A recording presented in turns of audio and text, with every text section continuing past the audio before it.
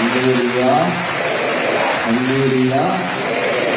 നമ്മള് കർത്താവിന്റെ സന്നിധിയിൽ ഒന്ന് നൃത്തം ചെയ്ത് ദൈവത്തെ ആരാധിച്ചാലോ? ആവും മാണ്ട. നമുക്ക് ശക്തമായ ദൈവാനുഗ്രഹം കിട്ടാനുള്ള ഒരു വഴി, അതായത് പലതരത്തിൽ നമുക്ക് കർത്താവിനെ ആരാധിക്കാം. ഇപ്പോ 150 സങ്കീർത്തനത്തിൽ കർത്താവ് പറയുന്നുണ്ട്, നിങ്ങൾക്ക് വചനം അനുസരിക്കണമെന്ന് താല്പര്യമുണ്ടോ? ഇല്ലേ? ഇല്ലേ?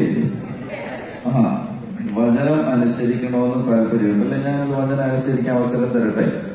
ഞാനൊരു വചനം വായിക്കാം, അതുപോലെ നിങ്ങളങ്ങ് ചെയ്താൽ മതി. 150 സങ്കീർത്തനം 5-ാം വാക്യം. കൈത്താളം കൊട്ടി ദൈവത്തെ സ്തുതിക്കുവരും.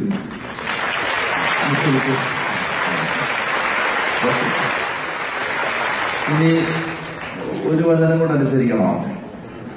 ഉച്ചത്തിൽ മുഴങ്ങുന്ന കൈത്താളം കൊട്ടി അവിടുത്തെ സ്തുതിക്കും.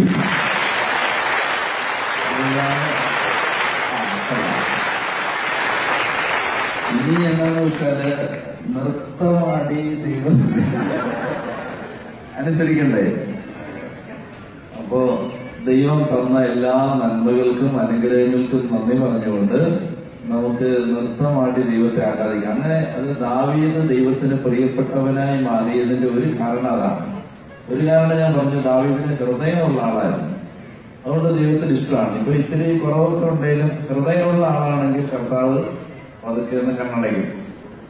രണ്ടാമത്തെ ഒരു കാര്യം, ഈ ദാവീദിന്റെ പ്രത്യേകത, ദൈവത്തെ കണ്ടാൽ അല്ലെങ്കിൽ ദേവാലയത്തിൽ ചെന്നാൽ, വാഗ്ദാന പേടകം കണ്ണിൽപ്പെട്ടാൽ ദാവീദ് എല്ലാം മറക്കും. നിങ്ങൾ ഓർക്കുന്നില്ലേ? ഓർക്കുന്നുണ്ടോ? അതായത് ദാവീദ് വാഗ്ദാന പേടകം വരുന്ന സമയത്ത്, ഞാൻ അതിനെ കുറിച്ച് പലതവണ പറഞ്ഞിട്ടുണ്ട്, നിങ്ങൾ യൂട്യൂബിലൊക്കെ കേട്ടിട്ടുണ്ടാവുന്നത്. അതായത് തുണിയെല്ലാം കളഞ്ഞിട്ട് ദാവീദ് നൃത്തമാടിയത്. അപ്പൊ എനിക്ക് ഭയങ്കര ഇഷ്ടപ്പെട്ട ഒരു ഭാഗമാണ്. ദാവീദ് എല്ലാം മറന്ന് വാഗ്ദാന പേടകത്തിന്റെ മുമ്പിൽ നൃത്തമാടി. അപ്പോ തുണി പോയ കാര്യമൊന്നും ദാവീദ് അറിഞ്ഞില്ല. ഭാര്യയ്ക്ക് ആകെപ്പാടെ സങ്കടമായിപ്പോയി. അപ്പൊ ദാവീദ് പറഞ്ഞു, ഞാൻ എന്റെ കർത്താവിന്റെ മുമ്പിലാണ് നൃത്തമാടിയത്. ഒന്നുമല്ലാതിരുന്ന് എന്നെ ഇവിടം വരെ എത്തിച്ച സർവശക്തനായ എന്റെ ദൈവത്തിന് മുമ്പിലാണ് ഞാൻ നൃത്തമാടി ദൈവത്തെ ആരാധിച്ചത്. അപ്പൊ അതുകൊണ്ട് നമുക്കൊരു കുഞ്ഞിനെ പോലെ നൃത്തമാടി ദൈവത്തെ ആരാധിച്ചാലും, നിങ്ങളെക്കാളും നാണക്കേടുള്ള ആളാണ് ഞാൻ.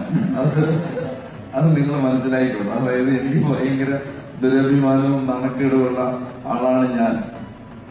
അപ്പൊ നമുക്ക് ഒരുമിച്ച് നൃത്തമാടി ദൈവത്തെ ആരാധിച്ചാലും, എന്ത് പറയുന്നു?